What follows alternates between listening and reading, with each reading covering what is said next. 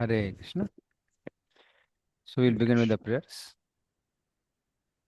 Om Gantimirandasya Gyananjana Salakaya Chakshurulmilitam Yena Tasmai Shri Gurave Namaha Shri Chaitanya Mano Vishram Stapitam Yena Bhutale Swayam Rupadameyam Dadati Sapadantikam Vandeham Shri Guru Shri Padgamlam Shri Gurun Vaishnavamsha Shri Rupam Sagar Jatam Sagana Raghunatham Vitam Tam Sajivam Sadvetam Savadutam Parjana Sahitam Krishna Chaitanya Devam Shri Radha Krishna पादान सगना Lalita Shri विशाखामृतां स नमो ओं विष्णुपादाय कृष्णपेशाय भूतले श्रीमते भक्तिवेदांत स्वामी नित्यानामने नमस्ते सारस्वते देवे गौरवाणी पिशाने निर्विशेष शून्यवादी पासादिस्तान्य वाञ्छाकल्पतरुभ्यश्च कृपा सिन्धु एव च पतितानां पावनेभ्यो वैष्णवेभ्यो नमो नमः नमो महावदन्नाय कृष्ण प्रेम प्रदायते कृष्णाय कृष्ण चैतन्य नामने गौतस्य नमः हे कृष्ण करुणा सिंधु दीनबंधु जगत्पते गोपसा गोपिका कांता राधा कांता नमस्ते तप्त कांचन गौरांगी श्री राधे वृंदावनेश्वरी विश्वभानुसुते देवी प्रणमामि हरिप्रिये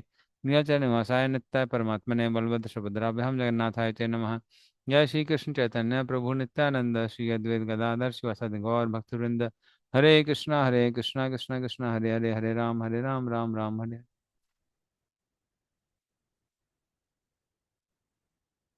हरे Krishna.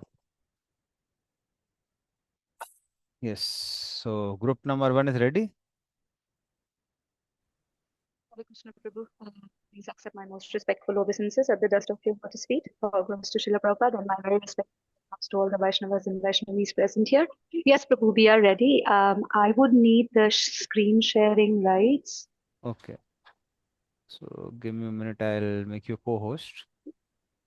Sure. Well, you are co-host now. Sure, Prabhu. So I am going to.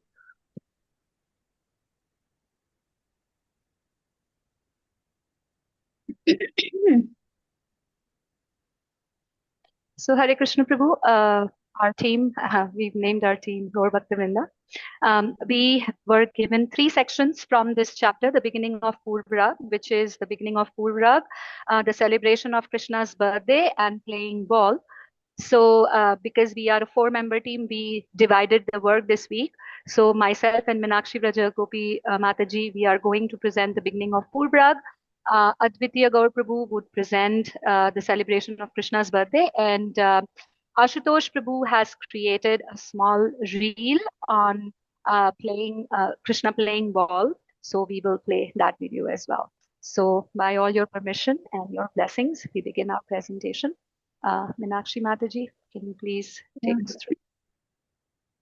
Hare Krishna Prabhuji, Hare Krishna and all, everyone. So I would like to start with Mari. The topic is beginning of Purvara. So here we can see the visible physical changes of gopis, and they are in harmony with invisible emotional changes, which Kavi Karnapur has understood and has presented through approximately 38 beautiful comparisons. We have divided these comparisons into 5 major categories. They are nature, emotional and psychological comparisons, physical beauty and aesthetics, cosmic comparisons, and mystic symbolisms. Yeah. So we will going to explain about these 5 categories. Next slide, Mataji. Thank you, Mataji. So we'll start with the nature-based comparisons. There were numerous comparisons in this section, but we picked 5 most prominent comparisons that Kavi Karnpur has given us. We have first, in the first bullet point, we have described what the comparison is. Then we've spoken about the uniqueness, why this comparison becomes so outstanding. And then we've tried to present 3 inner meanings according to our realizations that we have. So I'm not going to read any of the things which are already there in the PPT. We will share the PPT. We will just breeze through each and every comparison that we have. We'll probably speak maybe about 1 or 2 comparisons, but the first one is about water dripping from the roof. Here, the gopis are morose. They are walking very slowly, and that's what Kavi Karnapur has compared with the dripping of the water from the roof, which is a very unique comparison, not something that we see in our Shastras too often. Another unique comparison with the nature is the termites eating the bamboo plant. It shows that the separation from Krishna is actually eating the gopis from inside. Very powerful imagery, not at all beautiful, but definitely very, very effective. The third one, he talks about the Madhavi creepers that bloom in the spring. So they looking at this, the gopis are feeling sad because Madhavi reminds them of Madhava, which is Krishna, and so that increases their pangs of separation from Krishna. Another very strong and very powerful visual imagery that Kavi Karnpur chooses to present in this section is how the calm lake, the gets agitated by the walking of the elephants. In the same way, when Krishna's thoughts enter the calm minds and hearts of the gopis, they become supremely agitated. The last one in the category of nature is that lightning only rests in cloud, that it's only solitary shelter. So is the love of the gopis. It only finds rest in seeing Krishna, in love of Krishna.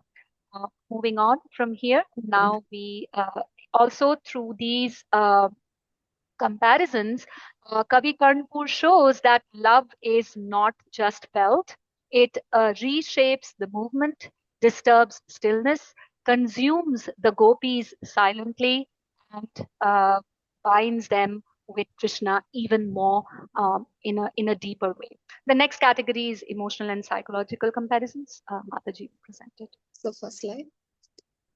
Yeah, in this category, the first stage is fever and unquenchable thirst. So gopis feels always like burning with fever, and they constantly feels thirsty. So this is one of the symptom. And second one is madness and derangement. So because of absence of Krishna, they lost their mental balance and they don't know what to do. So it's kind of a madness. Yeah, third category. Third stage is loss of proper speech. So in this condition, they are unable to speak coherently because they face overwhelming expression because of absence of Krishna's. Yeah, fourth one is restlessness and aimless movement. So their mind is absorbed with Krishna. So they are wandering without any direction. They're completely out of the world. Fifth category is inability to hide from an expert. So they couldn't hide their emotions.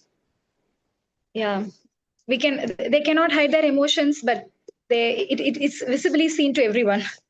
So in this, I would like to say that in this comparisons, love is not romanticized. It is experienced as fever, madness, silence, restlessness, and revealing its total control over the human mind. Next, over to you, Mataji. Thank you, Mataji. The third one, we come to the physical beauty and aesthetics comparisons. Shastras are filled with these kind of imageries, these kind of comparisons. We know that Krishna's beauty has been compared in so many ways. So is Radharani's beauty and the beauty of the gopis, and so many comparisons. So here, what we will see is that Kavi Karnapur, through these descriptions, what he's presenting is not that the body is an object of beauty. It is a medium through which love becomes visible. So the body becomes the mirror of the inner feelings. So a very common Shastric comparison that we see is the red lips of the gopis and of Krishna. Also in Damodar Ashtakam also we see the red lips of Krishna being compared to Bimba fruit. Kavi Karnpur is also using the same imagery. He's also comparing the beautiful lips of the gopis with the rising sun, which is absolutely red, and a flower called Bandhu Jiva. And it is the sign, the symbol of rising sun shows that now the love of the gopis is ready to rise and shine and spread across. This is the Purvarag. Their love is going to get matured.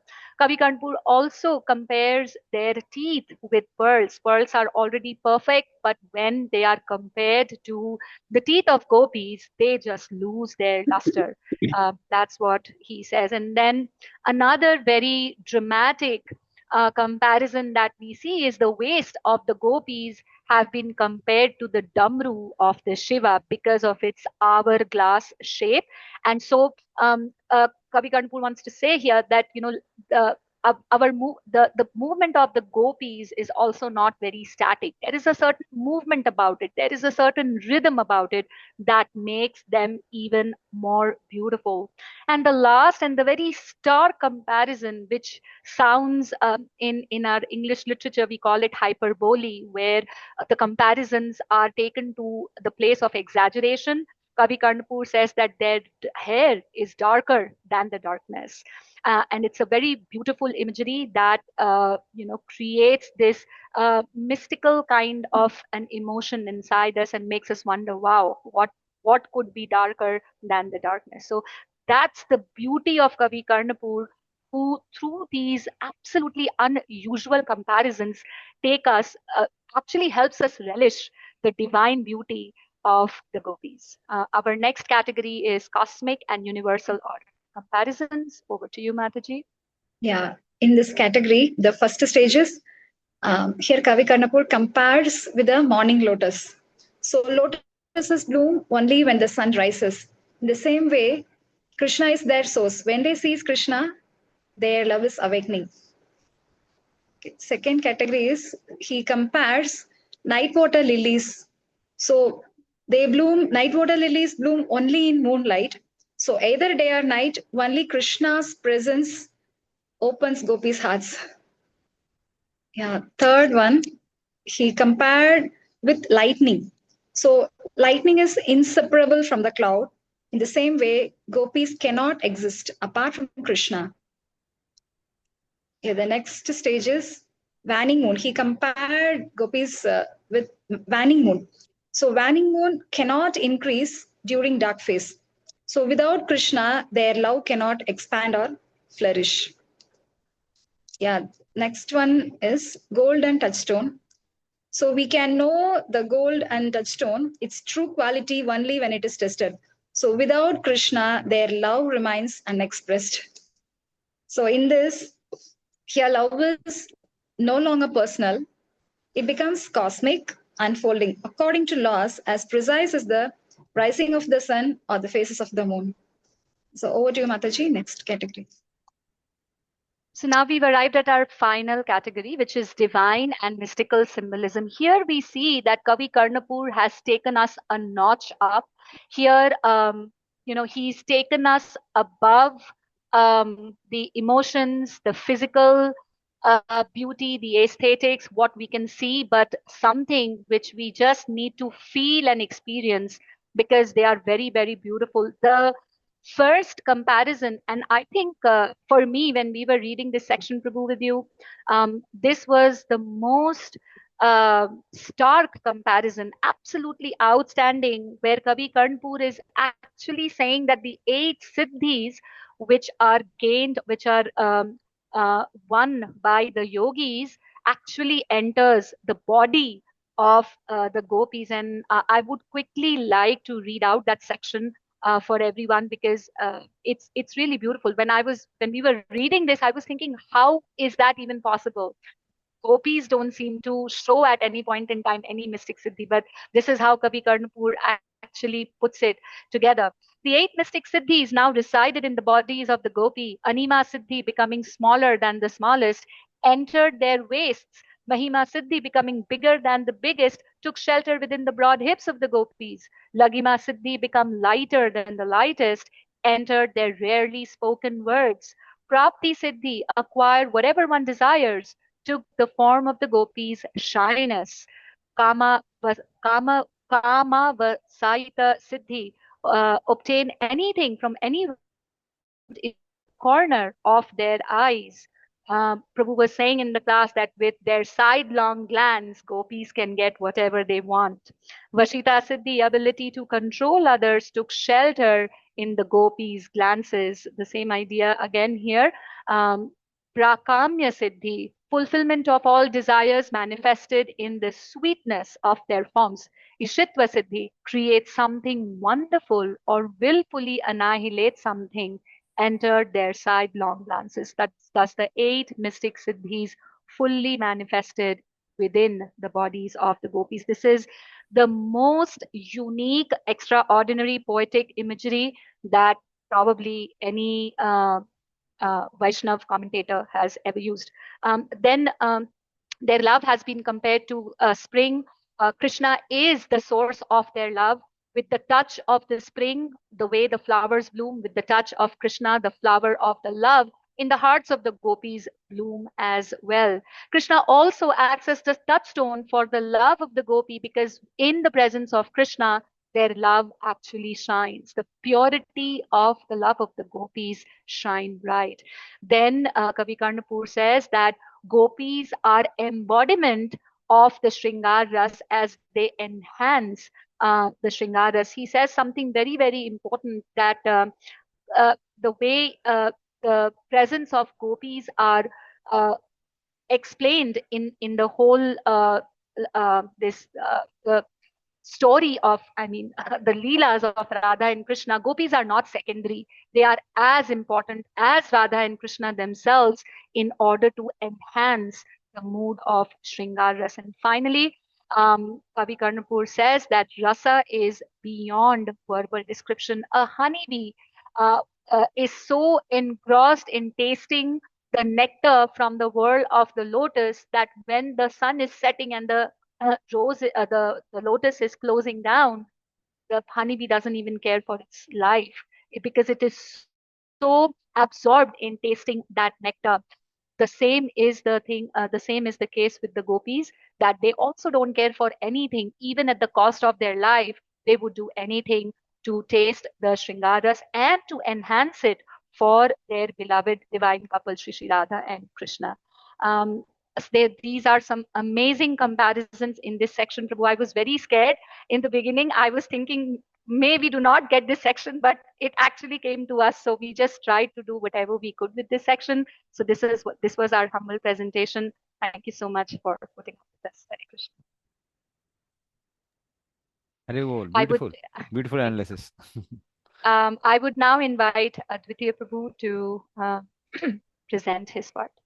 Hare Krishna, Prabhuji, Dandavat Pranam. Hare Krishna to everyone, Dandavat Pranam. Prabhuji, I would need co-host for the sharing the screen.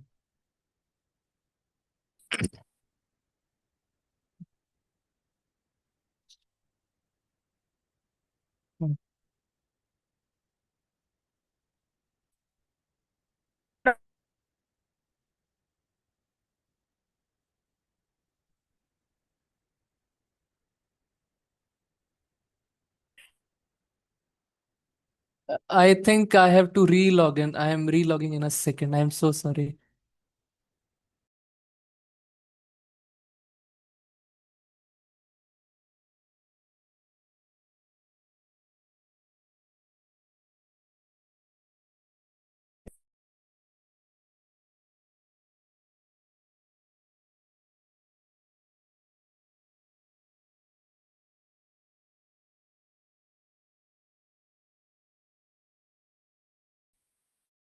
You are co-host again, Prabhuji.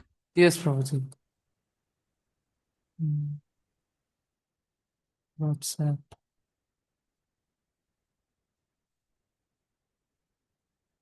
My screen is It's visible, Prabhu. okay. So I think I will first present Prabhuji's part. This is Prabhuji's video. Ashutosh Prabhuji's.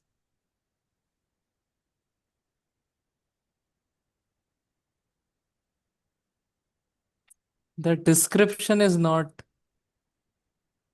okay.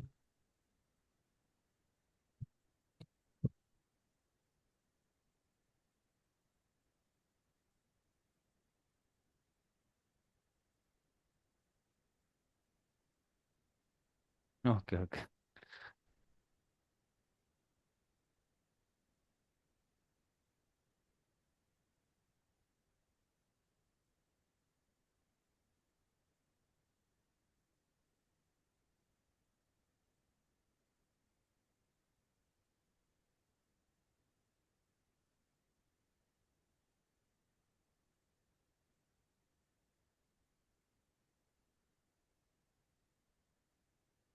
Yeah, beautiful. Animation.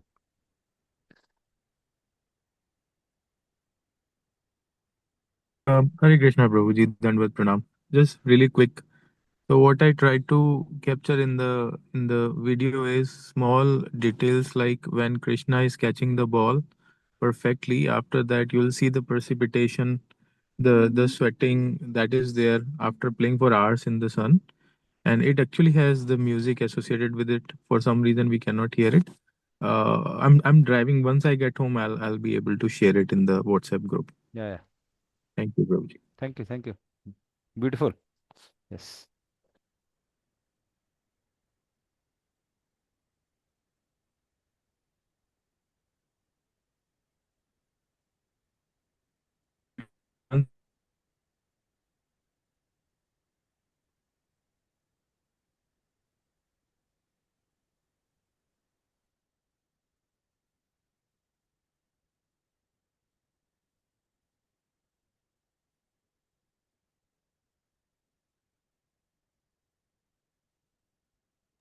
Some I can't hear you, Aditi Gaur, bro.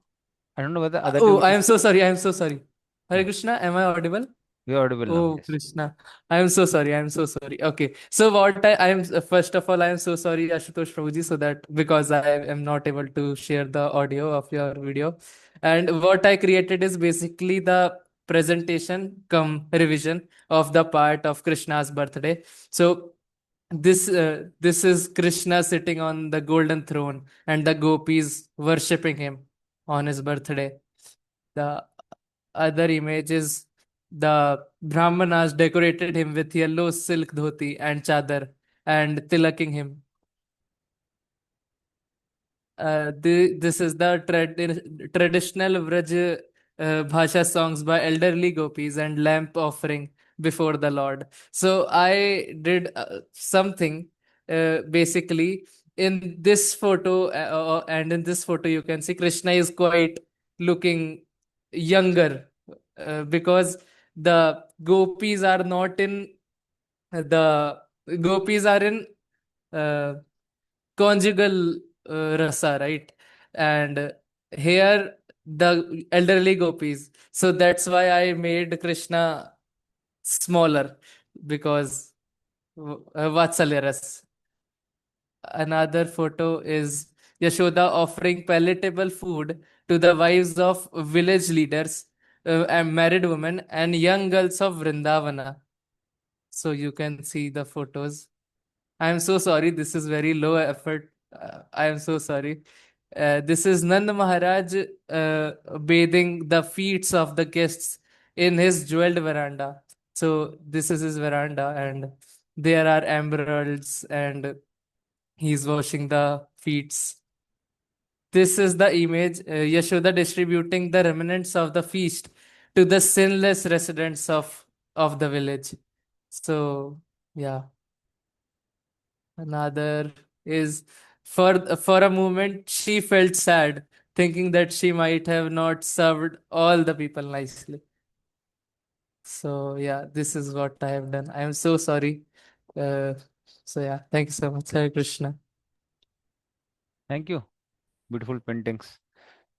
So, so you can all of you can share your PPTs and photos and the video in the group. So we like to thank this group. And I don't know, Sangari Khur Mataji or Meenakshi, are you psychologist? You made such a beautiful presentation. What is going on? Mind and the way you divide Risa. Very beautiful. Prabhu, the way you describe the things over here, it just makes it very well, very beautiful for us. So that helps us go a little deeper and realize it's all because of your mercy, Prabhu. Hari, Hari. Thank you. So we like to thank this group by chanting Hare Krishna, Hare Krishna, Krishna Krishna, Hare Hare, Hare Ram, Hare Ram, Ram Ram, Hare Hare. Okay. It seems group number two Brajavasis are ready for their drama. Hare. Yes, So group number Prabhuji, two. we are going to present a skit. Can you kindly pin Khushbu Mataji, Duti Mataji, and myself? Yeah, yeah. I'll do that. Image. Mhm.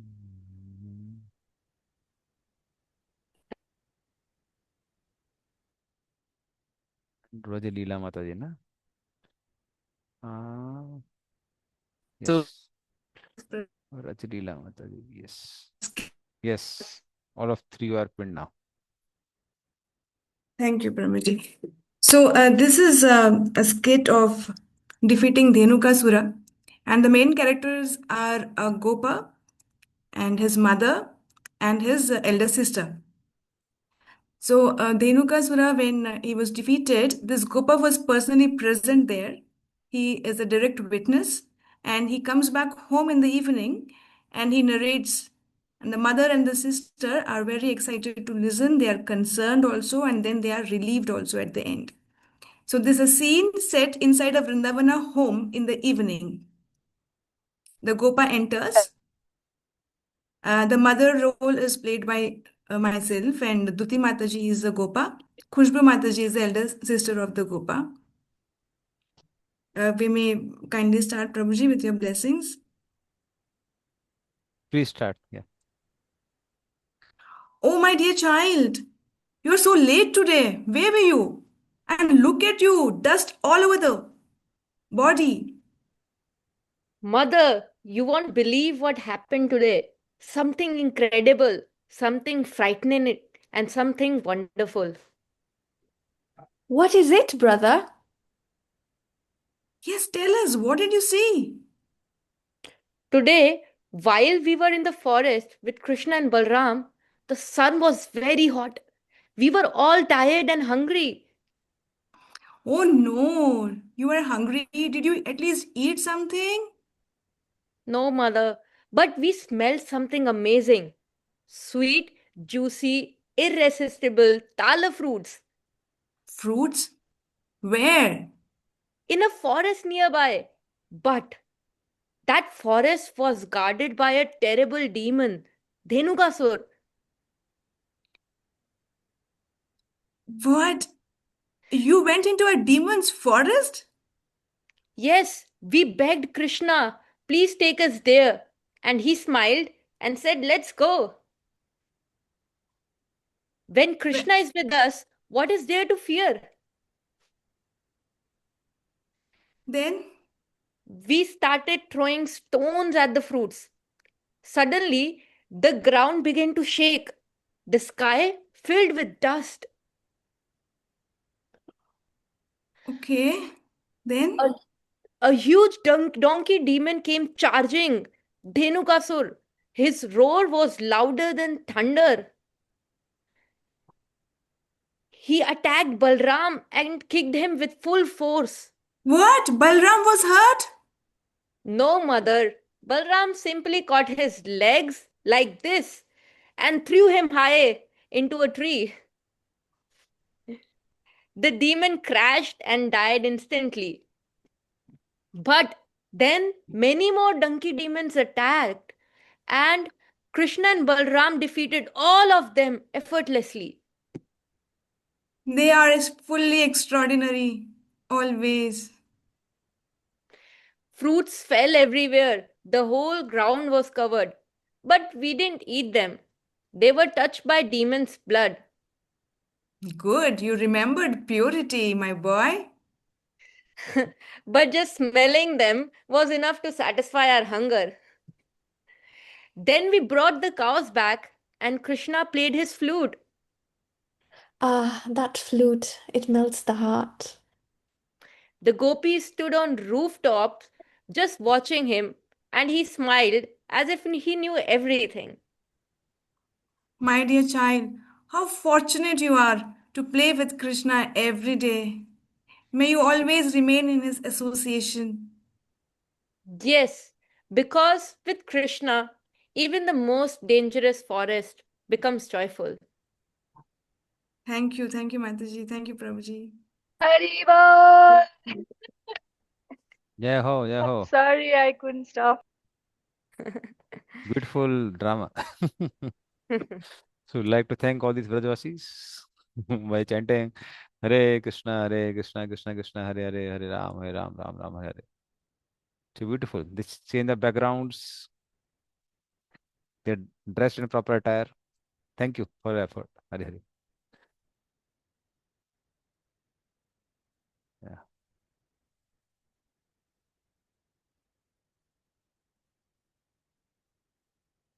So now we'll continue.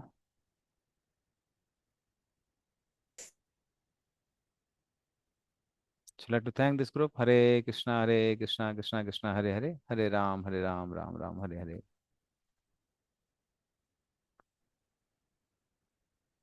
Yeah. Yes. Dutimata was looking like really she has returned from the whole pastime. Yeah. Thank you, Prabhuji. Hoping it is revelation of my Siddha Swarup. Hmm. Joking. Yeah. Hare. Okay.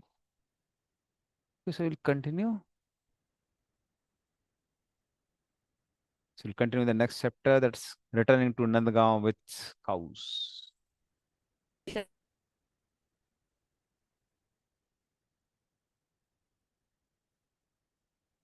So just give me a minute.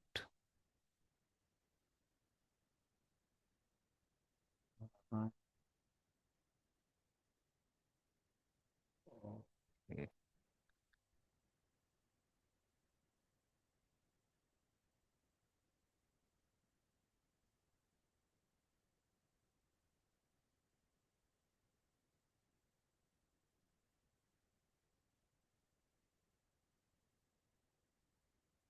Actually, all the presentations are beyond my imagination. I never thought that devotees will present so nicely. Actually, all the presentations from the beginning, they are like the way devotee is turning, presenting is really mesmerizing. Prabhu, you are setting the standard. After looking at these beautiful pictures that you present week after week, we cannot fall back. We have to keep the standard of the class going. So that's why No, I'm no. saying Hare Krishna.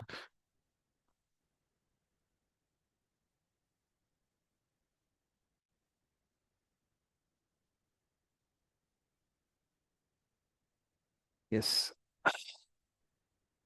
So after this Leela of Krishna drinking the fire, so then Krishna indicated his desire to disappear behind the mountains. Sorry, sun indicated desire to disappear behind the mountains. That means sun was setting. And then as you can see in the slide, the scent of honey from the lotus flowers, which were blossoming in the lakes, refreshed the air with sweet fragrance. So it carried the pollens of the lotuses and made the entire atmosphere very fragrant.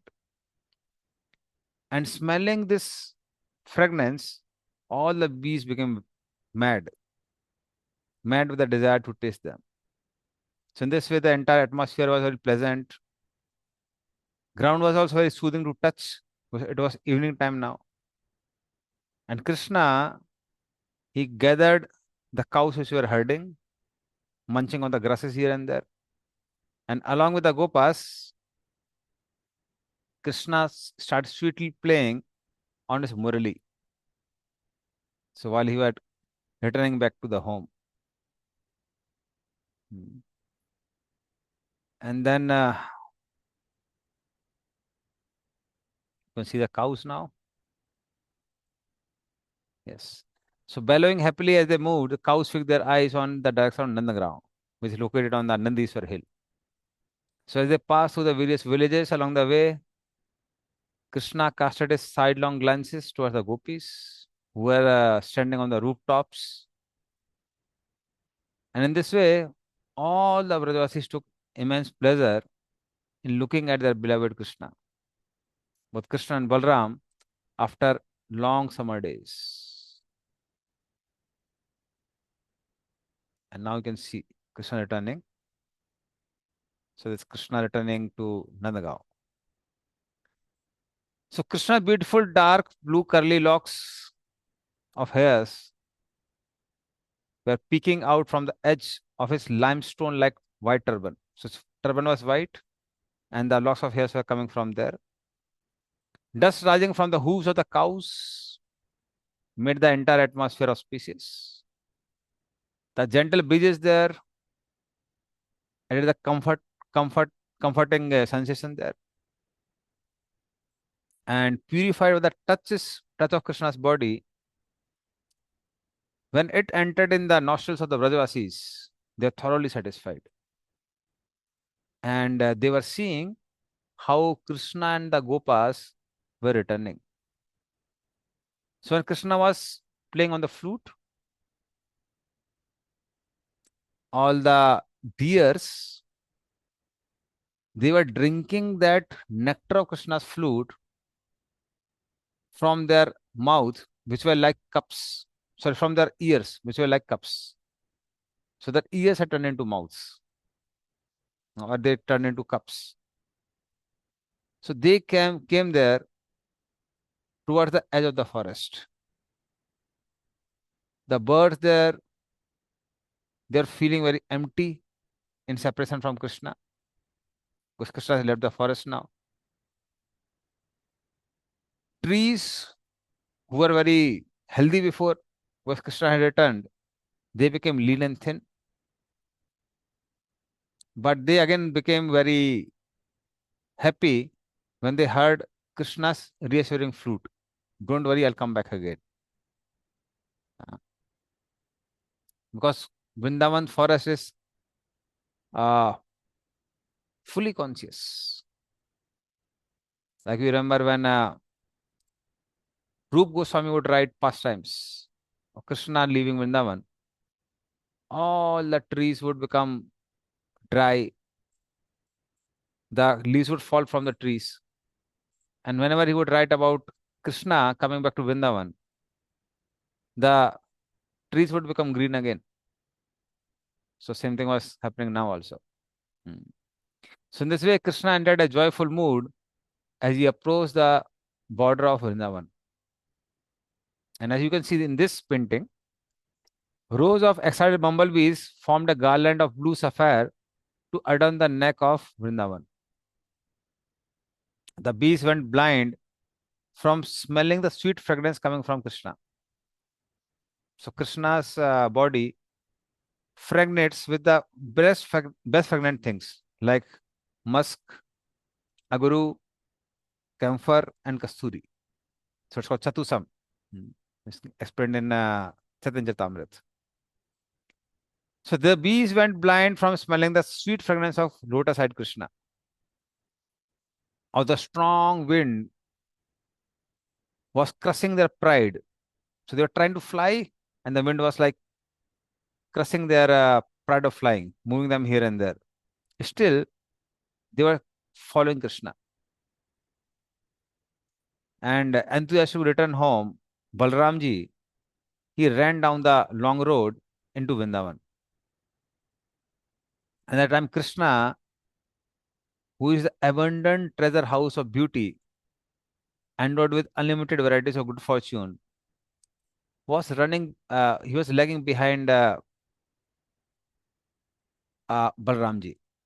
And there is a reason for that. The reason is that Balramji would move forward and Krishna would stay behind, so that Krishna can comfortably glance at gopis. He would feel very shy in front of his elder brother. And Balram could understand that, and that's why Balram deliberately would go forward. That's why he was deliberately walking very slowly, like a intoxicated baby elephant. And Balramji were at a distance. And then Krishna was suddenly maddened with the bliss because of his deep-rooted affection for the Vraj gopis. And now because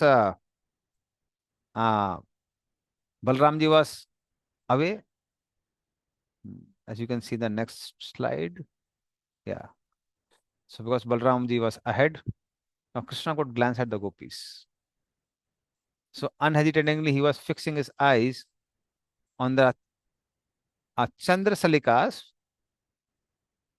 It is not here. Actually, these are like the windows, which are small, small holes. So they're called Chandra Salikas. So gopis would glance from there and Krishna would look at them. So standing in the Chandra Salikas, all the gopis filled the sky with countless full moons of their faces. So each gopis would look like a moon. And when they would gather together, it would seem as if so many moons have gathered together. The blue lotuses of their eyes covered the broad lakes of their chest. Colorful rainbows from their dazzling jewelry. So their jewelry would look like colorful rainbows. They had different colors. Their eyebrows would look like black bees, which would encircle their flower-like smiles. So their smiles are compared to flowers, and their eyebrows are compared to bees. Their beauty, liquid beauty, would look like a river, which flowed down to touch the ground below. The gopis continuously thought of Krishna within their hearts. So whole day they were waiting. When would Krishna return? When would Krishna return? Even they would become thrilled by seeing the dust of the cows. So Godhuli. When they would see Godhuli, they would remember, oh, Krishna is coming now. So although Lord Shiva is called Nilkant, he could hold the poison in his throat. But for gopis to hold that hankering of seeing Krishna within their heart was even more severe. It was very difficult. So forcefully surging in their hearts, their voices were choked and they would lose their external awareness with the anticipation that Krishna would come in the evening. But when the evening came, they could see Krishna again. And they could see Krishna by their unbreakable ties of love. So in this way, gopis were agitated with a desire to see Krishna. And when Krishna was there in the distance, his body would look like a dark blue cloud. And this dark blue cloud would blossom the aesthetic love within the gopis. So Krishna was wearing a turban with a peacock feather. And suddenly, Krishna glanced at the gopis standing in this Chandasalikas.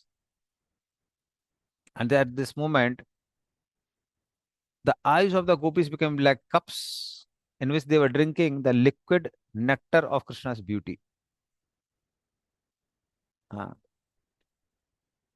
And it seemed as if they're touching him with their hands and they're licking him with their tongues. So in this way, they were rejoicing Krishna.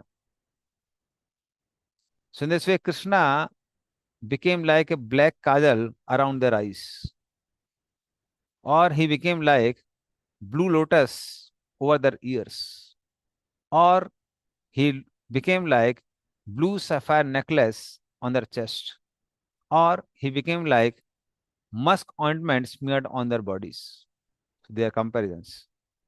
So stunned in love, the gopis stood motionless like figures drawn on the painting. So they were like paralyzed. And when Madhumangal, Kusumasa, he saw that, he started joking. You can see in the next slide. So now here Madhumangal is there. Yeah. So Madhumangal would joke with Krishna. He said, oh dear friend, for many days we have not seen anything so astonishing. When you disappear in the forest like sun sinking in water, gopis in the Chandasalikas look like lotuses growing in the sky, which sustain their life in the waters of love. So the water of the lake would look like love, and these gopis look like lotuses. So when love is there, the lotuses bloom. And when you reappear in the night time like a moon, so that time these gopis become like night blooming lotuses and they open. So there's nothing more amazing in the earth, even in entire creation of Brahma. You not find such an attractive scene. So he would say, it's like he was pointing out that gopis have so much love for you. So that is the way boys, they pull each other's leg. So he was basically pulling Krishna's leg. And then Madhumangal especially pointed out at Radharani. So Krishna was glancing at all the gopis, but especially was noticing the lotus feet of Radharani, which pleases the eyes and exceeds all description of beauty. So in this way, gopis and Krishna would satisfy each other with their sidelong glances after the entire day of separation. Ah. And in this way, the nectar of love within Krishna's heart and the heart of the gopis flowed towards each other. And not just gopis, other Vrajvasis were also waiting with anticipation. Oh, Krishna is going to return. So they also, when they saw this Godhuli in the atmosphere, saw that how hooves of the cows are cutting the earth. They were very much excited. Hmm. So they heard of cows mooing, the gopas coming closer, and finally they could behold the blue effulgence of Krishna, who is dwell inside the land of Vrindavan. So overwhelmed with the desire to lick their cows, the cows tried to run, but their heavy milk bags were checking their movement because their milk bags were very fat. And being jubilant upon hearing Krishna's flute, their eyes were rolling in ecstasy. Uh, so their voice were faltered when they were moved. Oh, it's like they would make a pleasing sound, and this pleasing sound entered the entire atmosphere of Vrindavan. So in this way, the touch of the cows purified the entire atmosphere. So the rays of the sun shined in the house of Nand Maharaj and Yasoda as they also welcomed their son. And when Nandarani Yasoda, she saw Krishna, she ran to embrace Krishna. Hmm. Yeah, you can see that in the next slide.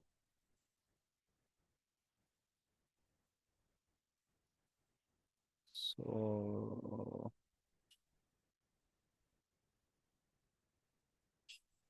give me a minute. Some technical problem came.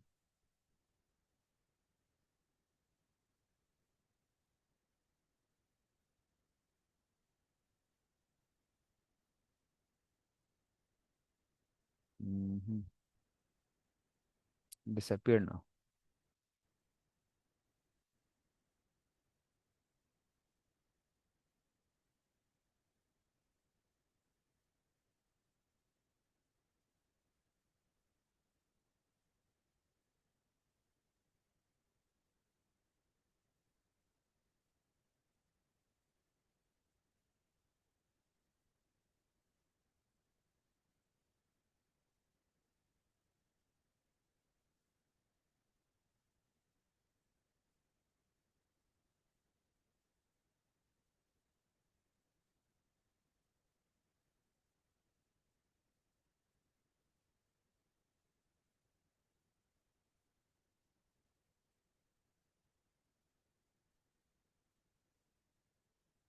Yes, yes. Okay. It's fine, it has returned. Okay. So Yasoda was trying to, she rushed to embrace Krishna, and finally seeing Krishna, who had prayed for the whole day in the forest of Vrindavan, she was relieved from the pangs of separation from Krishna. So, rejecting all the rules of formality, she just took Krishna through the lion gate, uh, which is there in the palace of Nanda Maharaj. And Krishna's lips bathed in the beautiful light of his radiant teeth. So, Krishna's teeth were also looking reddish now. So, the Gopas who had accompanied Krishna, they felt very happy. And with great animation, they now start narrating the pastime which had happened today. So they said, Maya, today demon disguised himself as one of us. And then he tried to kidnap Balram, Haldar. But your son Balram, he's so powerful, he easily killed that malicious person of malicious character. that demon. And then you know what happened? After that, that forest fire came and it devoured, it was trying to devour everyone, especially our cows. The same cows which are the source of our wealth. But Krishna, he promised to save them. And he did this impossible task of destroying the fire. So they spoke like that, and then they happily returned home. And when Yashoda heard that, her motherly affection for Krishna increased. So milk began to pour from her breast, and then she embraced Krishna, whose beauty surpasses even the dark monsoon cloud. So in this way, there was a festive atmosphere in the Nanda Bhavan. And then Yashoda took Krishna to his room. Then the other servants were the Raktak, Patrak. They served Krishna by bathing him, dressing him.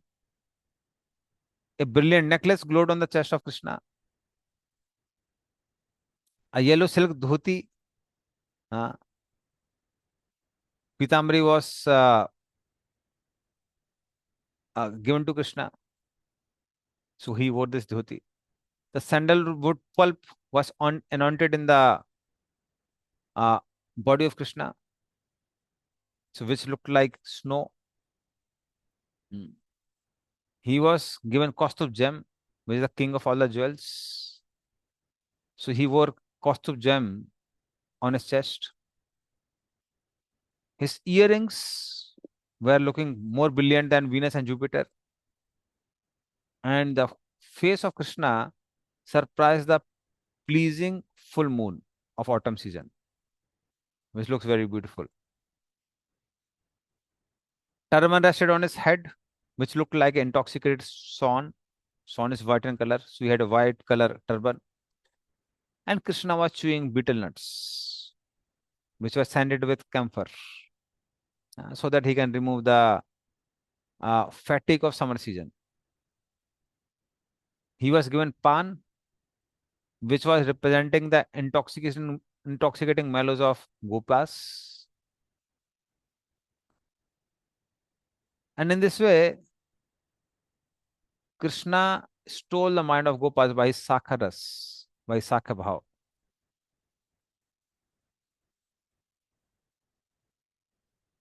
And then Krishna wore the jeweled inlaid shoes which did not touch the earth. This is something rare. Generally, we don't see Krishna wearing any footwear, but he was wearing it today. So as he was stepping inside outside Gosala, he was wearing this jeweled inlaid shoes. He was wearing this pitambari, which was moving slightly due to the gentle breeze as he was moving on the royal road before the lion gate. And then he was wearing this, not wearing, there were Chandrakanta jewels on the road. And Krishna was decorated with Vajanti Mala as he returned. So these jewels were looking like drops of cooling nectar. Or the perspiration on body of Krishna was looking like drops of cooling nectar, which was cooled down by the wind. So everything was looking very pleasing in the rising full moon.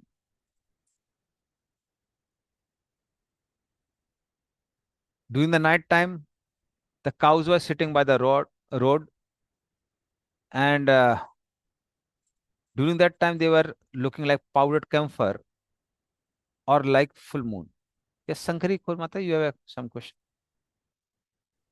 Oh, yes, I have a question. The last paragraph where we are reading Krishna's jewel inlaid shoes did not touch the earth as he stepped outside to walk to the Goshala.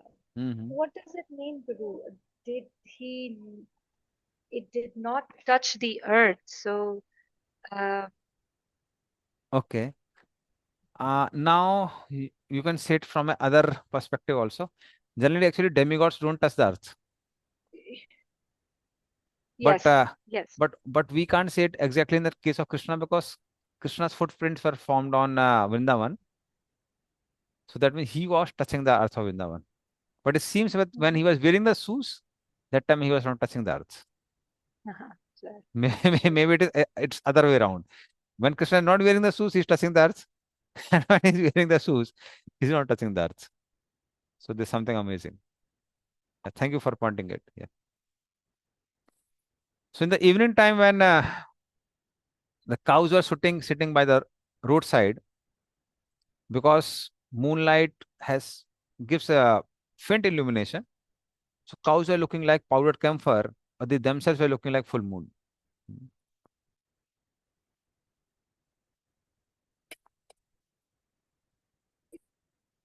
So these beautiful wide-bodied cows could only be distinguished by the thick horns. So the thick horns were black in color, and they were looking more blacker than the bumblebees. But otherwise, cows were looking very white in color. Now we'll see in the next slide. Yeah. So desirous to milk the cows, the Gopas met with Krishna, who performs all artistic feats, moving his lotus eyes in all directions. So he was moving, looking like here and there, and he was milking the cows with fun and affection. And the news spread everywhere. Krishna is milking the cows. And when gopis heard that, their it entered their ears. It was like a lusty elephant trampling over the lotus flowers of their minds. So their minds are so eager to see this scene. Uh, and now you can see the next slide. Yeah. So not caring for the relatives, gopis ignored the relatives and they courageously climbed on the watchtowers.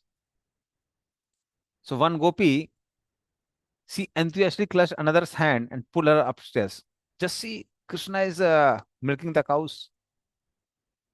And as the doe-eyed gopis were gazing in the direction where Krishna was milking the cows, they were giving loving glances to Krishna. And their minds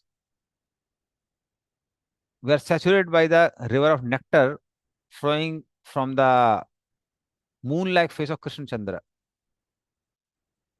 So, like independent yoginis, all these gopis were so blissful while they were watching Krishna milking the cows. And when they were looking at Krishna, somehow their eyes could not prevent from staring at Krishna. So they were continuously looking at Krishna. And somehow their eyes were trying to uh, milk the nectar from the face of Krishna. So they were churning the beauty of Krishna. And this entire scene was looking so beautiful. Kavi Kanpur says that even Brahmaji can't describe it. Even Brahmaji himself cannot describe the pastime of Krishna milking the cows. So trying to describe the scene is like a sparrow trying to reach the stars. But then in his humility, he says that somehow I am trying to glorify this entire scene by choicest words. So Krishna's turban was looking very attractive and it was a little tilted against the belly of the cows. Hmm. And then squatting down and holding down the golden milk pail between his knees, Krishna was looking so enchanting in his yellow dhoti. So while milking the cows, his back was arched beautifully, as you can see here. His elbows were jetted to the sides. It was like that. And as he squeezed and released the udders with his fingers, so what Krishna did is, first he released little milk, moistened his thumb and his forefinger with the milk foam, and then very skillfully he pulled the showers of milk from another udder also. So in this way, touch of Krishna's lotus hand felt very, very dear to the cows as they were getting milked. So out of affection for Krishna, all the cows were freely pouring streams of milk. And when the sound of milk coming out was there, it was entering in the milking pot. It was very pleasant. I don't know whether some of you heard it. It makes a beautiful sound. And so much milk came out that before a new pot was brought, so Krishna would milk the cows. It was filled with milk. And even before the next pot was brought, so there was little time gap in that. So during that time, the milk will spill out and make the ground moist. And all these gopis were watching very uh, lovingly towards the entire scene. So they were in great anxiety as well as in ecstasy. So anxiety is that Krishna should not stop milking the cows. And now that Krishna had sat down in the minds of the gopis, their minds became so heavy that even thousands of chariots could not drag them. So, although Krishna was shaking in fear of his superiors, the gopis were totally enchanted by the sweet festival of Krishna's beautiful darshan. So, they were thoroughly enchanted. Now, with a mood of awe and reverence, they could not stand before their spontaneous love. So, basically, their love for Krishna overpowered their understanding of greatness of Krishna. So, although gopis were looking little hypocritical because they were hiding things from their relatives, but still they are infallible and they are beyond mistakes. So, all these gopis were looking like golden creepers fashioned by the expert goldsmiths. So, feeling compassion for these maid servants who were standing behind Chandasalikas, gopis started conversing with them. So now you can see in the next slide how gopis are talking to each other. So these are Chandasalikas actually. You can see here. These are like windows with some holes in between. So these are Chandasalikas. Yeah. So if you sit down, you can hide yourself also. But they were standing. And now there was a conversation between the gopis. So one gopi said, "Hey Sakhi, listen. The creation of my eyes has attained perfection by seeing this soothing sight of Samsundar. Gopya तपस्किमचरण्यदमुस्वरूपम् लावण्यसारमसमूर्धमनन्य सिद्धम् दृग्भि पिबन्ति अनुस्वभाविनवं दुरापम् एकान्त धाम यशसा श्रीयश्वरस्य." So the beautiful verse from Bhagavatam, somehow it came in my mind. So Gopya tapaskimacharan what type of tapasya these gopis have done? Why? Because they are able to see this amasarupam, this form of Krishna. Lavanya saram, it is filled with all the qualities of beauty. Asamordham, there can't be anything beautiful than Krishna's beauty. Ananya siddham, having darshan of this beauty is the perfection of all the perfections. Digbi pivanti anusavinavam durapam. And not just like that, gopis had a desire or they had an opportunity to drink this nectar of Krishna's beauty for long, long time. Ekanda dhama yasasa sriyaswarasya. So Krishna's form is the embodiment of all the beauties. Now you can't say, oh, this thing is not beautiful within Krishna, or this thing is lacking within Krishna. So that's why these gopis were saying that, my dear Gopi, our eyes have attained perfection by seeing the soothing side of Shamsundar. I am relishing the palatable elegance of my Lord, whose ever youthful dark blue body glows like fresh rain cloud. But then my body is tormented with fever due to opposition from village elders. Still, I want to make my body fit to be controlled by Krishna, who expertly displays the highest perfection in all the arts. Ah. And just see, even in this condition of my intelligence, even in this condition, my intelligence is working so nicely. Ah. And then she says, "Oh, playful creepers," she's telling to other gopis. In the absence of the bees, the cluster of the lotuses lose their joy and luster. Similarly, O best of the beautiful girls, we must now exhibit the strength of our mantra chanting by attracting Krishna into our courtyard of our hearts. Another gopi said, okay, you are telling that no, we can attract Krishna by mantra chanting. How will we do that mantra chanting? How will we attract Krishna?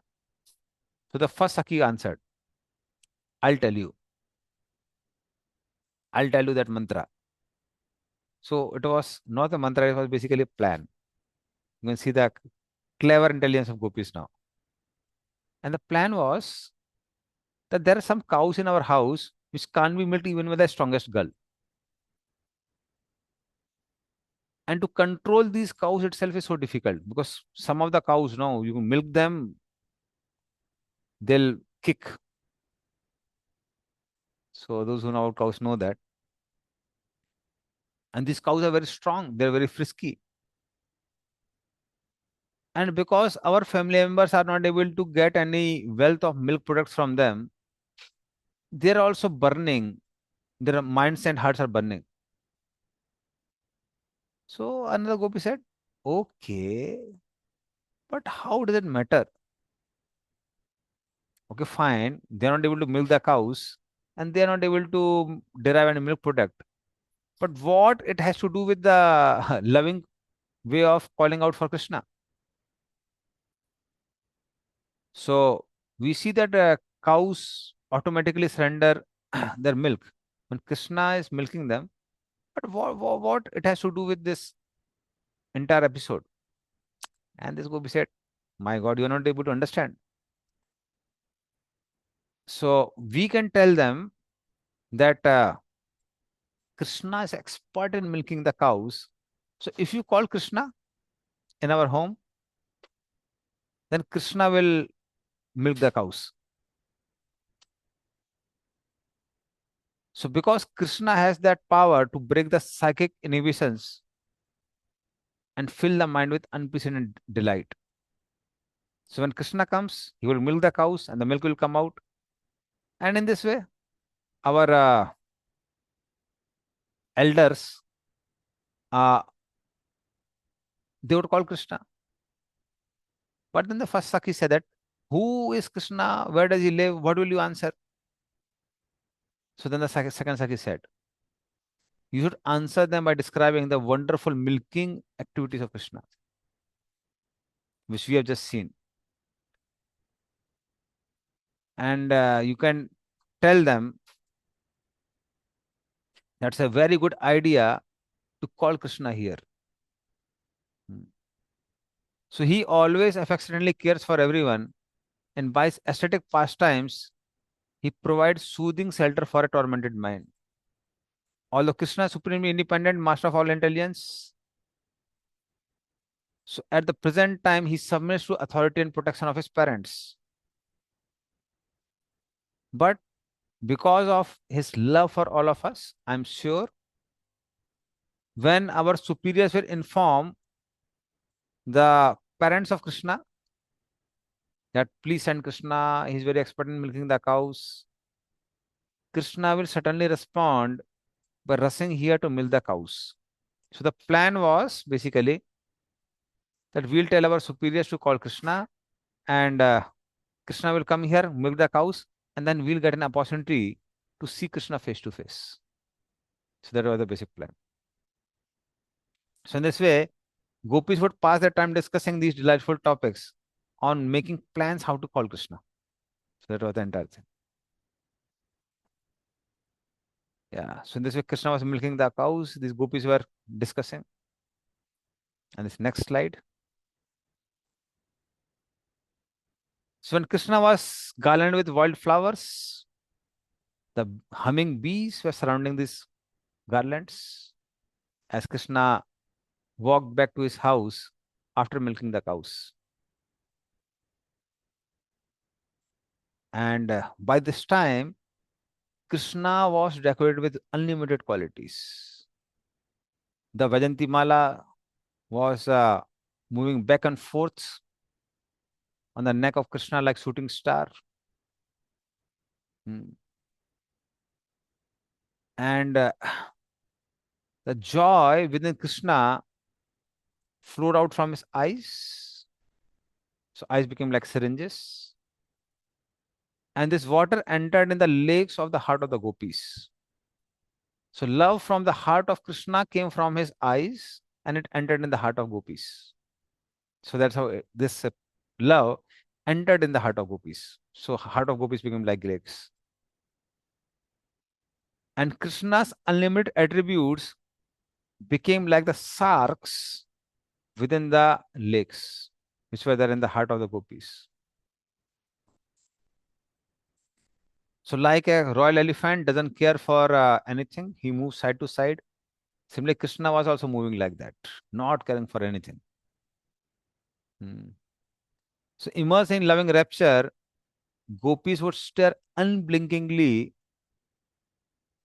or towards Krishna.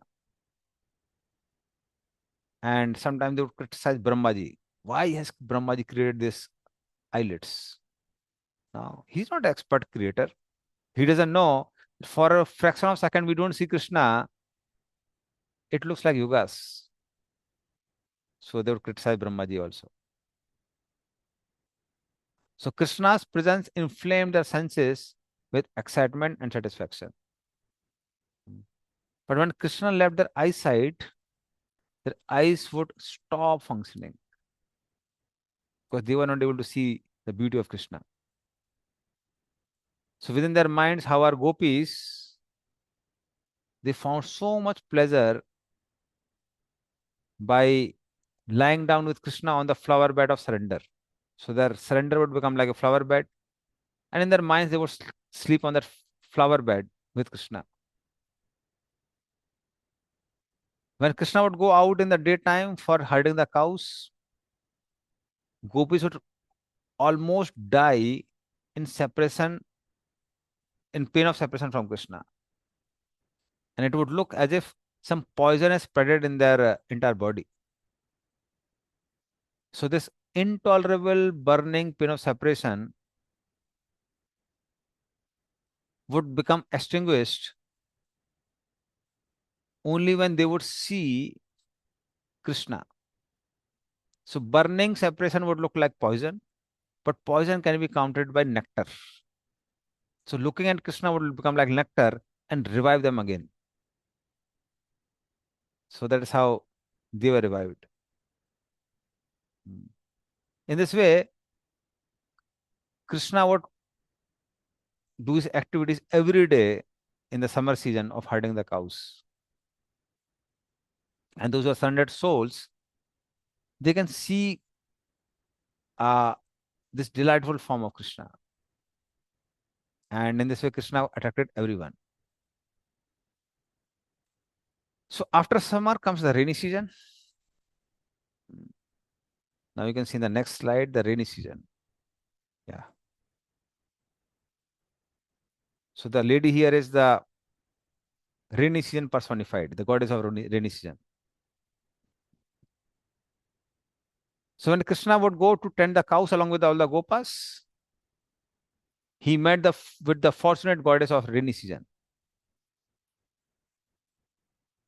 And in the rainy season, when Krishna would look at the forest of Vrindavan, he would say, "Look, what a wonderful sight this is." He saw uh, the goddess of rainy season was pervaded by the sweet fragrance from the pollen of Kadamba flowers. And now the beautiful comparison given that provocative glances cast at Krishna are compared to, or the swarm of bumblebees darting through the air were her glances at Krishna. Hmm. Whose glances? The glances of this goddess of rainy season. Freshly formed rain clouds were looking like her blue garments. Rumbling of the clouds would look like her sweet sound. Colorful green bed of fresh grass, which defeated the beauty of green emeralds also. They were the grass bed which she had laid for Krishna's pleasure. The Indragopas, tiny Indragopa red insects, which come in the rainy season, they were compared to the red lake which had decorated her feet. So especially in North India, I've seen ladies put this red color lake on their feet.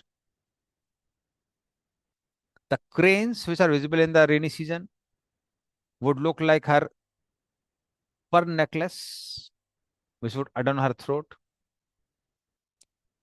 The dancing peacocks would look like her beautiful hair. The fragrant air which blows through the Arjuna trees, carrying its the pollen of the flowers, are compared to her pleasant breath. The raindrops which come in the rainy season, they are compared to her enchanting face, which are moistened by her tears. The erect petals of the bright yellow kadamba flowers are compared to her hairs, which stand in ecstasy. And that is how she is described. And she was eagerly waiting to offer Krishna the garland of malati flowers. So, with her eyes lowered out of respect, she was timidly offering the services to Krishna. So, as expert maid servant, she would make beautiful garlands and decorate the entire forest of Vrindavan, which means the entire forest of Vrindavan was filled with beautiful flowers during the rainy season. So, out of love and affection for Krishna, she desired to serve Krishna in all the ways. Yeah, so is this about the rainy season? Now you can see in the next slide. Yeah, the description of the rainy season. So just as one gets relief from the disease by taking proper medicine, similarly, all the living entities of Vrindavan got relief from summer season because of this rains in the rainy season. So this rainy season would look like personification of wealth for all the Brajavasis. The blustering winds appear to be the cool breaths of the goddess of rainy season. The grass standing erect on the ground represented the standing of the hairs in ecstasy of the personification of the rainy season, that lady. The peaceful green fields looked very charming, and it seemed as if sun has retreated back to a long distance and it has slept. So rainy season was very proud because of so many peacocks dancing here and there. Chataki gallinule birds were joyfully flying here and there. You can see in the painting. And hearing the delightful voice of Chataki birds brought everyone immense satisfaction. The abundant blossoming kadamba flowers would look like smiling face of the rainy season. And the rich fragrance of musk saturated in the entire atmosphere. So the entire atmosphere was looking fragrant. Yeah. Now you can see the next slide. The profuse rains bathed the mountain sides and washed away the forest pathways. So like a fat man, you can't see his bones. Similarly, during the summer season, the sandbars are visible in the middle of the rivers. But now no sandbars are visible. So entire place was flooded. Of course, Vrajavasi rejoiced during the flood time also. So I remember once I went with my parents to Vrindavan. So we were coming from Mathura to Vrindavan and there was a flood. Now all these rickshawalas were in ecstasy. We were practically standing on the rickshaws. They were driving the rickshaws through the water. And they were, oh, Yamuna Maiya ki jai, Yamuna Maiya ki jai. They were so happy. So all the Vrajavasis were very happy. So the whole forest had become overrun with a dense growth of reeds. And because of so many reeds here and there, these deers couldn't sport anymore. Fresh grass was abundant everywhere. So cows didn't have to go for a long distance. They were finding grass everywhere. So in this way, the beauty of rainy season was giving satisfaction to everyone, including Krishna. During this season, cows were lazily taking rest under the shady trees. Yeah. Now you can see the next slide. And especially Krishna beautified the entire scene by sitting near the root of a tree and he would sing beautifully in beautiful melody. And when he would sing, cows would munch the grass and hear the singing of Krishna. And during them, their teeth, when they would touch each other while cutting the grass, the sound would look very pleasing. And in this way, cows would move very, very slowly. So they walked peacefully here and there without any disturbance from mosquitoes or house flies. Generally, in material world, they are so much troubled, but in Vrindavan, they are not troubled. The constant swinging of the tails looked very beautiful. Their bellies were always full. And in this way, they ate so much that they lost all desires to eat anymore. So this something very rare. When I was in ISKCON Newton in Calcutta, so that time the cows, because in Calcutta cows are not allowed, so people of Calcutta would come there to feed them. And at a point of time, cows were fed so much that even if you give them a laddu, they would take only very tasty laddus. They won't take everything. So, so they become very choosy what they would take, what they would not take. So you also find cows ate so much that they lost desire to eat. Generally, cows never say no. So to find relief from that heat of the day, they would rest in the soft, cooling grass and slowly they would chew their cud.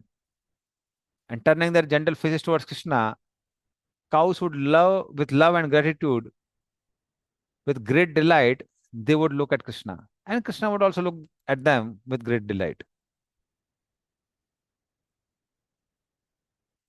Now you can see the next slide. Yeah. So as cows were resting, Krishna and the other gopas, they would play with the flower buds of Kadamba trees. And observing the sweet sporting of Krishna and the gopas, demigods who were flying in the airplanes became infatuated. So excited with joy, the clouds raced here and there in the sky, and then they would disappear. And due to increased heat of the day, the perspiration which would look like pearl were formed between the lips and the face of Krishna. So although Krishna was so tired from playing, even in that time, Krishna would look very radiant and attractive. And when Krishna was tired of playing, he would sit down under a shade of a tree. And to free Krishna from the fatigue, clouds would shower tiny drops of rain on Krishna. So these tiny drops would look like cooling camphor,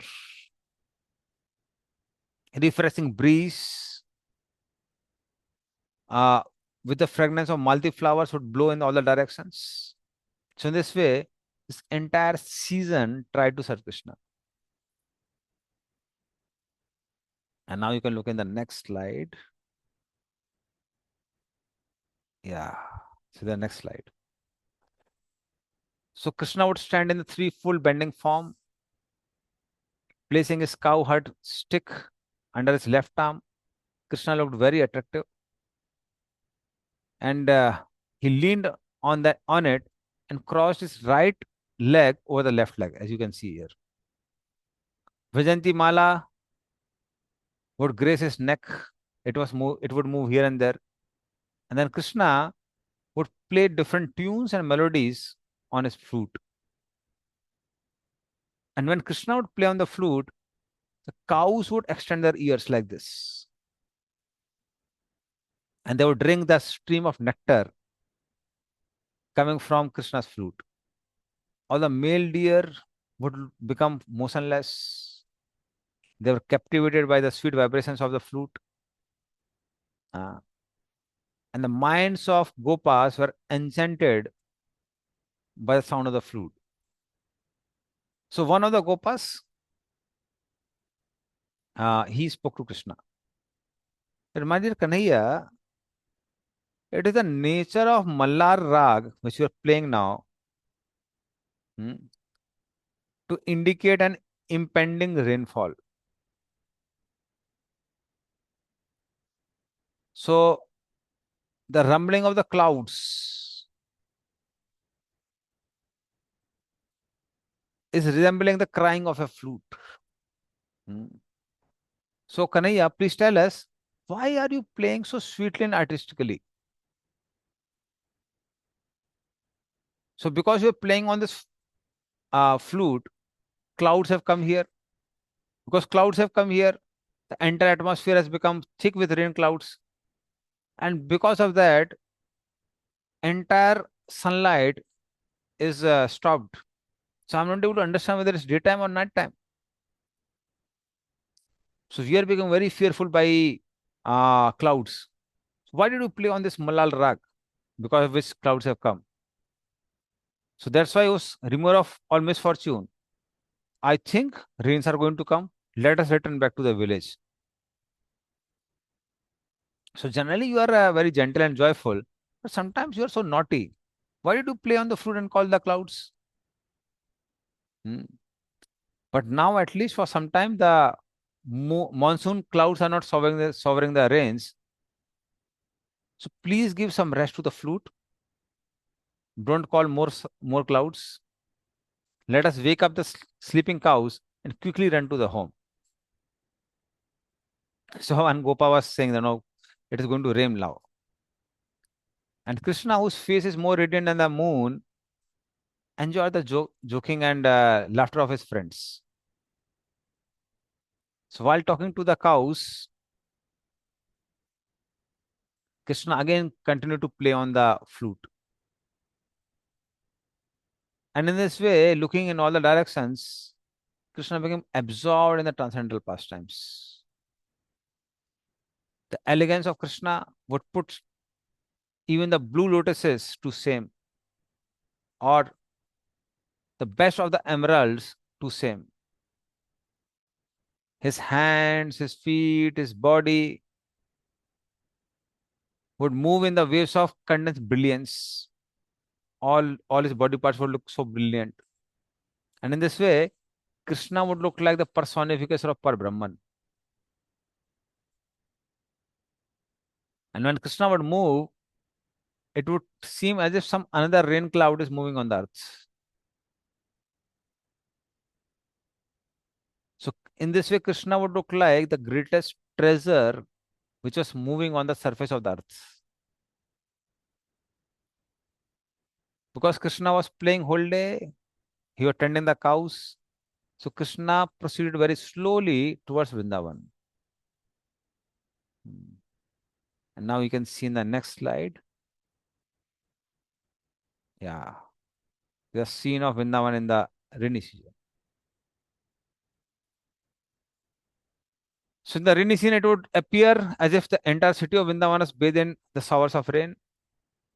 So after the rainfall, the peacocks, who are known for their dancing ability, would climb on the rooftops with their long, thick, green tail feathers, which they would spread to dry them in the sun. And as the sun would set over city of Vrindavan, the atmosphere would become red, red like bimba fruit. Red sun rays would look like the sindoor of women, which married women wear. And so many windows which were there in the Vrindavan. So they said that 84,000 windows were there. And all these windows would look like the eyes in Vrindavan or eyes of Vrindavan city. And all these eyes had the fortune of seeing Krishna's beauty. And the holes within the windows would look like eyes of thousands of cows of Krishna, which were constantly drinking the nectar of Krishna's beauty. The flags flying over the city looked like green leaves waving in the wind. And their flapping indicated that all these flags were so joyful. They felt the joy within their mind. So all the goddesses of Vrindavan were so joyful upon seeing Krishna returning back to Vrindavan. And when goddesses of Vrindavan would see Krishna returning, they had a desire to dance. But due to heavy downpour of pools, they were lying here and there. So the excess water was spilled from the rooftop, merged into the pools, and it would overflow. This water was scented by sweet flowers of various creepers, which would look more fragrant than sandalwood also. And this water would gush in the gutters of the city. And because it carried a lot of white sand, so this white sand would look like camphor. So in this way, the Vraj Devis, they would use this water to wash the feet of Krishna's cows as they entered in the gosalas. So when cows would enter the gosalas, their feet were clean. And Krishna looked so beautiful in his pitambari. He would smile attractively. And he would look so beautiful that he would charm even the heart of Cupid. Hmm. So as he was leading the cows to the Gosala, all the darkness of the Gosalas was getting dissipated. So now Gopas were feeling so morose because they had to be separate from Krishna. But then they ran off to their respective homes. And when Krishna again entered in the palace, he ate various palatable foods. And these foodstuffs couldn't be compared even to the wealth of heavenly planets. And now you can see in the next slide. Yeah. So that's Krishna taking rest. So after being fed wonderful foods and drinks by Yasoda, Krishna laid down to rest on the bed with seeds which are whiter than the powdered camphor also. And being attracted by Krishna's fragrance, the bumblebees would make melodious sound in Krishna's bedroom. So while Krishna was sleeping, Mother Yasoda would put aromatic herbs and dried flowers under the pillow of Krishna so that Krishna can peacefully sleep with nice fragrance. And in this way, Krishna would pass the night time. Yes. Now comes the Purva Raga of Srimati Radharani. This is the next chapter. So Radharani, even before she met Krishna, she had already developed great attraction for Krishna. But Radharani's relatives could not perceive the change of her consciousness. Hmm. So gopis knew attraction of Radharani for Krishna, but they couldn't understand the extent of pain which Radharani was feeling in separation from Krishna. So that fire of separation would burn her day and night. So relatives of Radharani, they were wondering how to extinguish this fire. So they could understand that Radharani was in depression, as you can see in the next slide. But they didn't knew how to remove their her uh, burning separation. So somehow the Sakhis of Radharani, like Lalita, Visakha, Syama Sakhi, they would try to restore her blissful nature by waking her from the position of unconsciousness, which came because of separation from Krishna. So whenever Radharani was very distressed, they would drench her with a fountain spray of their tears also. So Sakhis would also cry. So despite this display of affection, Radharani was becoming more and more entangled in love for Krishna. Sometimes he would even become unconscious, then she would return to the external consciousness. When she would return to external consciousness, she would realize Krishna is not there. And she realized that only Krishna's intimate association can cure her disease of separation from Krishna. And the only reason she was maintaining her life was one day I'll get an opportunity to meet with Krishna. And slowly she reached to the final stage of love. That's total devotion.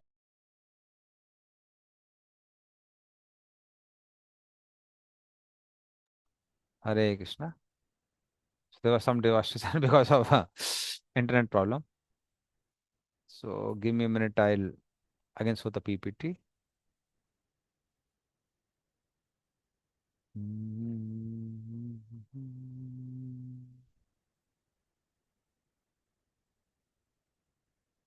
Okay, I think PPT is visible to all of you.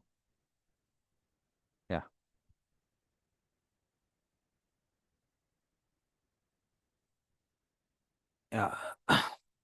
So, being struck by the arrow of Cupid, Radharani's mind stopped functioning, and all her senses were filling one by one. So, as the crust of rain clouds reached the sky, the horizon appeared like a devastated woman who would cry tears. Torrential rains were falling from the clouds, like tears rolling from the face of saddened woman. So, in this way, Radharani was burning in separation from Krishna. And now let us see what happens on the other side. You can see in the next slide. Yes. So, this is on the other slide. At the same time, Krishna, although he was externally releasing all the rasas and he was enjoying many happy pastimes with the Gopas, he was also afflicted by separation from Radharani. So, to alleviate this condition, he would constantly think of Radhika. And he would enjoy loving pastime with Radharani in his mind. So, in this way, Krishna was also longing for Radharani. Now you can see in the next slide. So, one auspicious day during the rainy season, when cows were grazing on the fresh green grass besides Govardhan Hill, the jewels and precious stones of Govardhan were radiating full glow during the rainy season. And Krishna was sitting on the throne made of smooth stones next to a waterfall, which was fragrant as it was falling from the top of the hill. And all the Gopas were laughing and joking. So Krishna's boyfriends played a game using the crystalline stones, which were having a dark blue mirror-like surface. And then you can see in the next slide. And because it was rainy season, so while they pushed and solved each other, a thunderbolt came there. It flashed out of the clouds. It seemed as if clouds were angrily looking at the boys and saying, "Don't play, stop playing." And being frightened from the thunderbolt, the boys ran away. And again, they mustered all the courage and they came in front of the cows. And cows thundered again. And again, boys would run away. And then boys would make the plan to fight with the clouds. So you can see in the next slide. Yeah. So they would pick up some creepers and they would pretend as if they are beating the clouds in retaliation. And somehow, sometimes clouds would drench them with spray of rainwater. So in this way, Gopas would fight with the clouds. So this was their pastime with the clouds. And at that time, as you can see in the next slide, as we had discussed before also. So although Krishna was decorated with various jewels, which he got from Yashoda, but Krishna would not like them as much as Krishna would like different jewels from the natural things from Vrindavan. So that's why Gopas would paint Krishna's body with colored minerals which they would get from Govardhan. Then Gopas would surround Krishna, dance for Krishna, and Krishna would float in the river of bliss. He wandered around Govardhan Hill performing various ascetic pastimes. Unless Krishna's heart is full of rasa,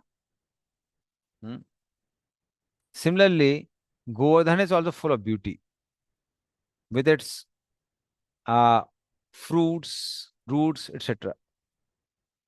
So in this way, Krishna would enjoy in the rainy season. And now you can see in the next slide. Yeah. So Krishna realized the sweet natural taste of various fruits and roots brought by his other gopas. And all these gopas, when they would give this offerings to Krishna, they would surge with happiness, and Krishna would also surge with happiness. Bound by their pure devotion, Krishna would easily finish all the foodstuffs Gopas would collect from the Govardhan hill. And after taking this natural things from Govardhan, Krishna would smile in satisfaction. So his beautiful white teeth would smile or would radiate. So they would look very radiant. And in this way, Krishna stole the heart of all the living entities. Then friends of Krishna, or the Gopas, they brought some pan. Somebody brought lime paste. Somebody brought bananas, camphor, and Krishna enjoyed all of them. Yes. And whenever during the rainy seasons crowds would sprinkle water, Krishna would take shelter of the caves in Govardhan. That you can see in the next slide. So he would enter in the caves and he would stay there, play on his flute, enjoy talking to Gopas like a beautiful baby elephant. And then, as you can see in the next slide,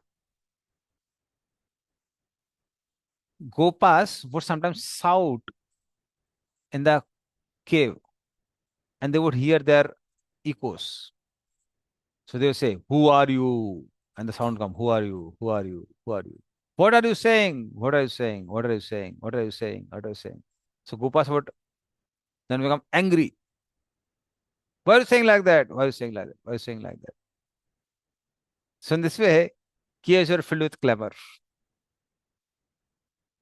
Ah. So in this way, by their irrelevant behaviors in the cave, all the Gopas they please Krishna. Rather, by their presence, the caves were blessed.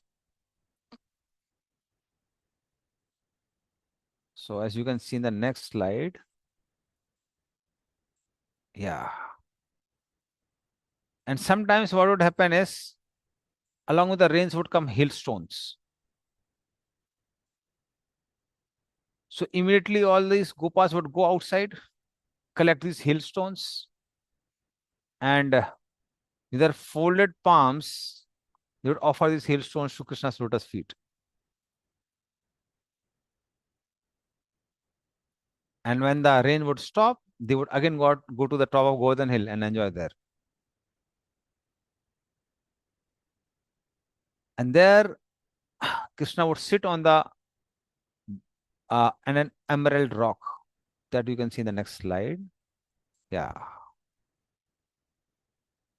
So Krishna would peacefully sit on that beautiful emerald rock, which would glitter brightly after being washed by the rain. His friends would fan him with a white chamar.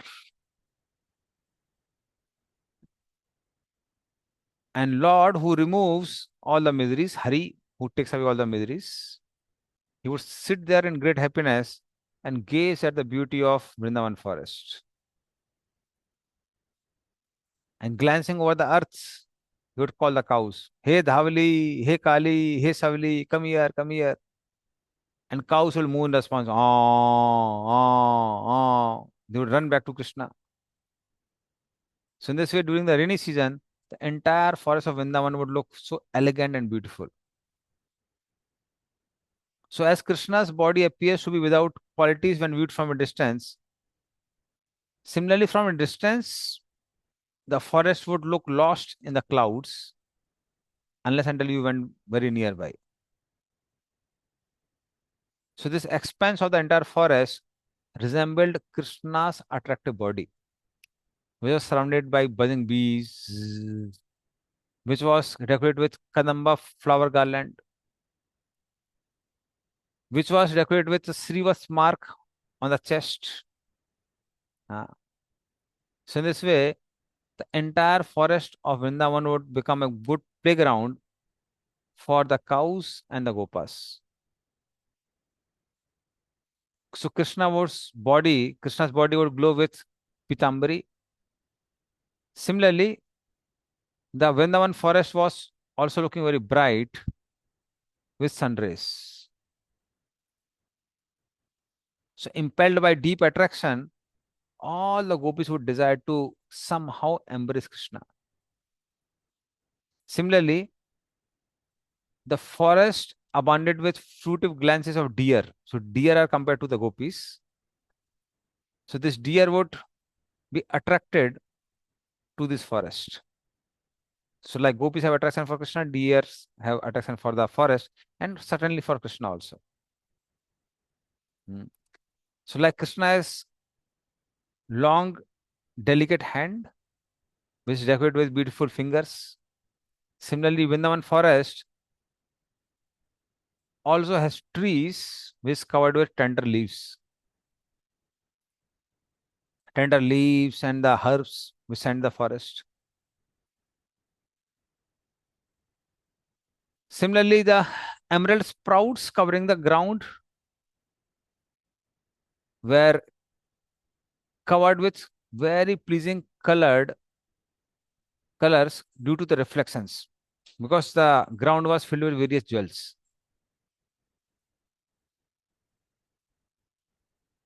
So in this way, beautiful forest of Vrindavan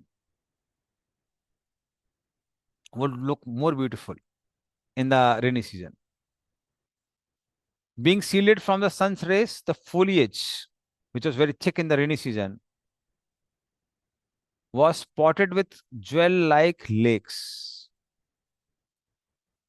So there was thick foliage, and in between the lakes were there. These lakes were fresh, fast flowing with the streams, and they felt very cool and refreshing. The moving clouds resembling clumps of herbs would sometimes cover the sky, and sometimes it won't cover the sky. So, and sometimes these clouds were partially covered by sun. The sun would appear like earrings within the clouds. The sky spread in all the directions, like Vrindavan forest is spread everywhere. And in this way, Krishna would play on the purest notes of the flute while he would move in the forest.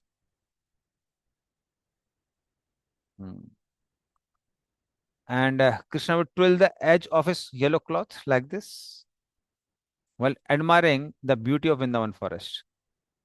And he would call out the names of the cows, Hey Dhavali, Hey Savali. And the cows also, they had no fear of the tigers, and they were very nicely grazed on the sweet grass of at the base of Vrindavan, and sorry, at the base of Govardhan Hill. And as soon as cows would hear Krishna's voice, they would immediately become stunned, and they would appear like toy cows. And then they would recognize, oh, Krishna is calling us.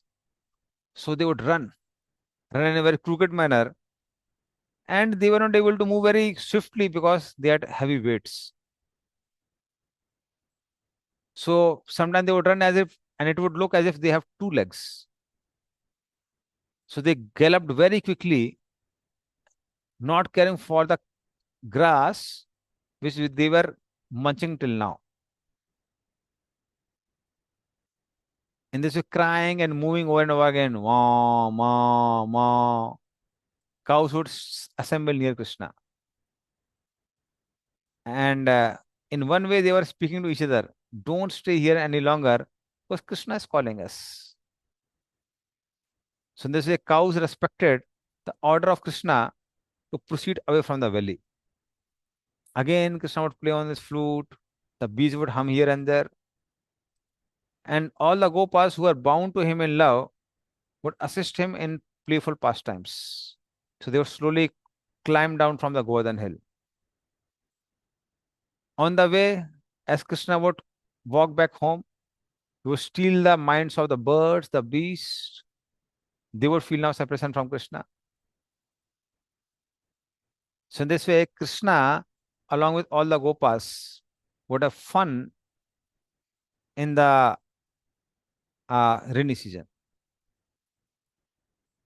While Krishna would walk, the jeweled ankle bells chimed very sweetly, and the purifying dust of Vrindavan now covered the lotus feet of Krishna, which are worshipped by the jeweled crowns of the Brahma, Shiva, Parvati.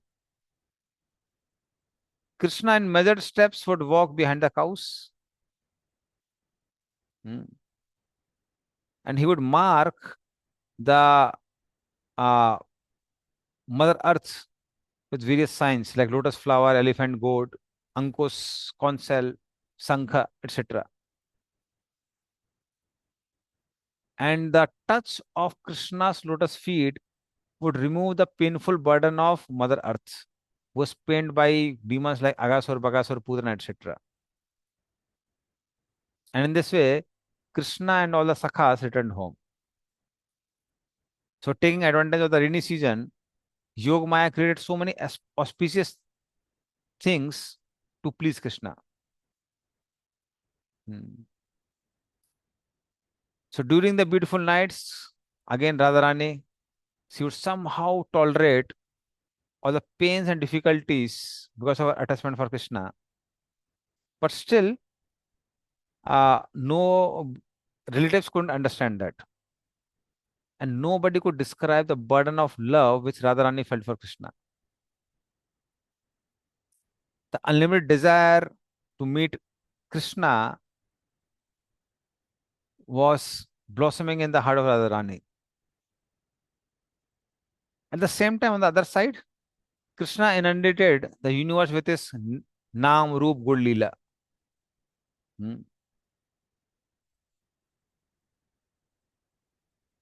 And now it was a duty of Yog Maya to bring the divine couple together. So the actions of Yog Maya are not so astonishing because when Chitralekha could attract Anuruddha, which we have read in Krishna book also, or 10th canto, to secretly meet Usha, so it was not very difficult for Yog Maya to help Radha and Krishna meet together. So in this way, each of Krishna's transcendental pastimes gave bliss according to one's angle of vision. And they have nothing to do with the temporary pleasures of this world, which are between the so-called boys and girls of this world. So because of Yog Maya's influence, all the gopis were attracted to Krishna in the conjugal mood. Yeah. So I think it's a long chapter now. So we'll continue with this chapter in our next class.